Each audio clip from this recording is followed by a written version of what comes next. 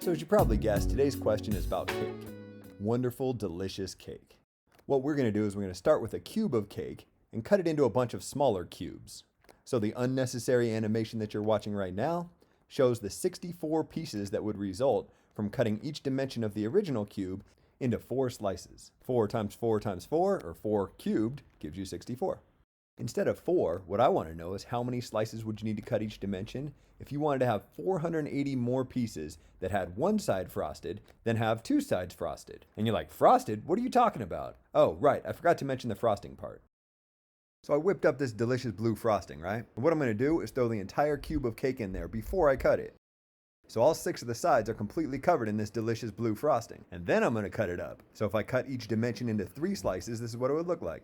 And you're like, oh, come on, don't get lazy on me. I thought you were going to show all the individual cubes, still red on the inside but blue on the outside because of the frosting. All right. You wouldn't believe how long this takes me to make. Anyways, where do you go from here? How do you even start a problem like this? I know how I'm going to start it. Examine smaller cases and look for patterns. Alright, that sounds easy enough. We've got this cube where each dimension is cut into 3 right in front of us. I suppose we can just count how many pieces have one side frosted and how many pieces have 2 sides frosted. It might help to first remove the pieces with 3 sides frosted. 1, 2, 3, 4, 5, 6, 7, 8 of them?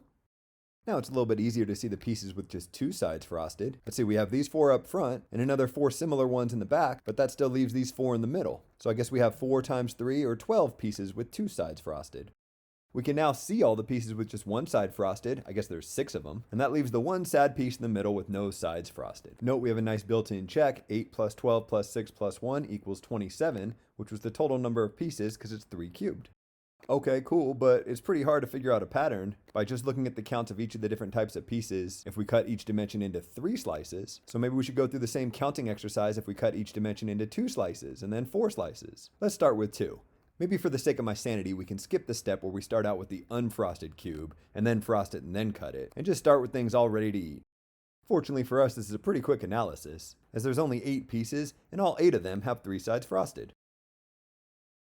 Okay, but what if our cake cube were cut so that there were 4 slices per dimension? We really gotta watch this whole animation again? Yeah, you do. It took me forever to make. I'm not cutting it out. Anyways, now that we have our iced cube of cake, we can start counting the different types of pieces. 3 sides frosted is fairly easy. Just like we saw in the previous 2 cases, there's 1 at each corner. There's 8 corners on a cube. Vertices, if you want to use the correct lingo. So 8 pieces have 3 sides frosted. It looks like the pieces with 2 sides frosted show up on the edges of the cube. A cube has 12 edges, 4 going around the top, 4 going around the bottom, and 4 connecting the top to the bottom. And it looks like in this case, each edge has 2 such pieces. So we have 2 times 12, or 24 pieces with 2 sides frosted. What about one side frosted? Well, it looks like we got a bunch of different clumps of pieces that each have one side frosted. Each of the cube's 6 faces has one of these clumps. Each of the clumps has 4 pieces, so we have 6 times 4, or 24 pieces that just have one side frosted. And now that we've gotten rid of all the pieces that have any frosting on them, looks like we're left with the smaller cube. This cube is 2 by 2 by 2, so it's got 8 pieces, so we have 8 pieces with no sides frosted. That might be enough data to allow us to guess at what patterns are going on, but maybe it'd be smarter to use that data in conjunction with some thoughts on where these pieces occur to define the patterns a little bit more carefully. Let's see if we can talk ourselves into the number of pieces of each different type if we had 5 slices per dimension, or 6 slices per dimension as pictured, and use that to generalize to where we have n slices per dimension, where n is a positive number greater than or equal to 2.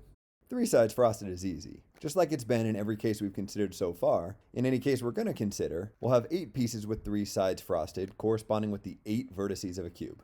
As we've seen, the pieces with 2 sides frosted occur on the 12 edges of a cube. In a 5 by 5 by 5 cube, there'll be 5 pieces on each edge, but be careful, 2 of those pieces are frosted on 3 sides because they're corner pieces. So we need to subtract those 2, so they're 5 minus 2, or 3 pieces with 2 sides frosted on each of the 12 edges, leaving us with 36 pieces with 2 sides frosted in a 5 by 5 by 5 cube. Similarly, in the 6 by 6 by 6 cube that's pictured, each of the 12 edges will have 4 pieces with 2 sides frosted, 6 minus 2. 12 times 4 gives us 48 such pieces. So if it's an n by n by n cube, there'd be n pieces on each of the 12 edges. N minus 2 of them would be frosted on 2 sides, giving a total of 12 times n minus 2 two-side frosted pieces. What about one-side frosted? Well, remember those occurred in the clumps in the middle of each face. If it were a 5x5x5 cube, you'd see a 5x5 grid of squares if you stared at one of the faces. However, the outer ring of this square would correspond with cubes that lie on an edge and therefore have 2 or 3 sides frosted. So we have to get rid of that outer ring. Our 5x5 grid of squares just turned into a 3x3 grid of squares. Those 9 squares correspond with cubes that only have one side frosted. And this is true for any of the 6 faces, so we end up with 9 times 6, or 54 pieces in our 5x5x5 cube that have one side frosted. Same argument for the 6x6x6 cube pictured. In the middle of each of the 6 faces, there's a 4x4 clump of one side frosted pieces. 4 times 4 gives us 16 such pieces, and 16 times 6 for the 6 faces tells us there's 96 such pieces. What about an n by n by n cube? Harder to picture, but same logic. Each of the 6 faces has a clump of one side frosted pieces. That clump is not n by n because we have to remove the pieces on the edge. So it's n minus 2 times n minus 2. N minus 2 squared pieces on each of the 6 faces leaves us with 6 times n minus 2 squared pieces with one side frosted. What about the pieces with no frosting? To get to those, all we have to do is peel off the outermost layer of the cake. That would change our 5x5x5 frosted cube into a 3x3x3 unfrosted cube. A 3x3x3 cube has 3 cubed or 27 pieces, so in our 5x5x5 cube, there are 27 pieces with no frosting.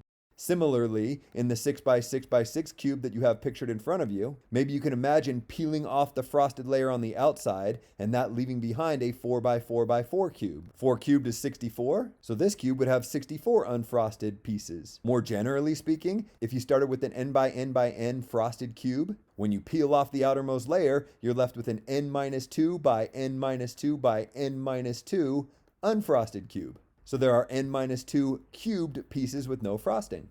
We could plug in various values of n to verify that our formulas yield the results that we found in the 2 through 6 cases above, but I feel pretty safe about what we've come up with.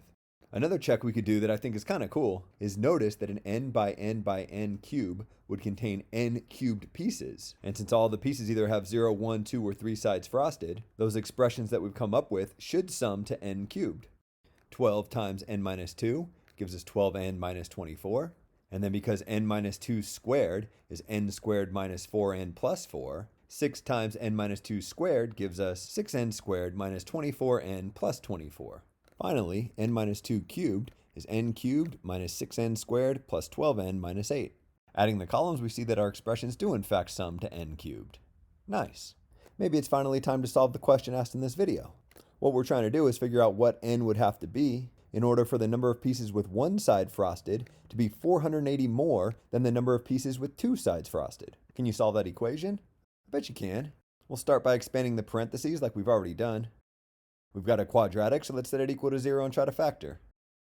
Conveniently, when we combine like terms, we're left with 3 terms, each of whom has a coefficient that's divisible by 6. So we can divide both sides of the equation by 6, yield a quadratic trinomial with the leading coefficient equal to 1. N squared minus 6n minus 72 equals 0. So to factor this guy, we're looking for 2 numbers whose product is negative 72 and whose sum is negative 6. Let's see, I guess 6 and 12 would do the trick if the 12 were negative and the 6 were positive. So we have n minus 12 times n plus 6 equals 0. So n is either equal to positive 12 or negative 6. However, since n represents the number of slices that we're going to cut each dimension in, and we're only considering values of n that are greater than or equal to 2, the negative 6 is an extraneous solution, and the answer to our question would be 12. One little algebraic trick that I want to show you before I get to our challenge question and call this video good. Instead of expanding our polynomials, collecting like terms, and factoring, we could have treated n minus 2 as the variable and factored right off the bat. Let me show you. First, let's set the equation equal to 0. And again, notice that all of our coefficients are divisible by 6. So we can divide both sides of the equation by 6 to come up with something that we can view as a quadratic trinomial with the leading coefficient equal to 1. It's just instead of having n as our variable, we have n minus 2 as our variable. So what we're looking for are 2 numbers whose product is negative 80 and whose sum is negative 2.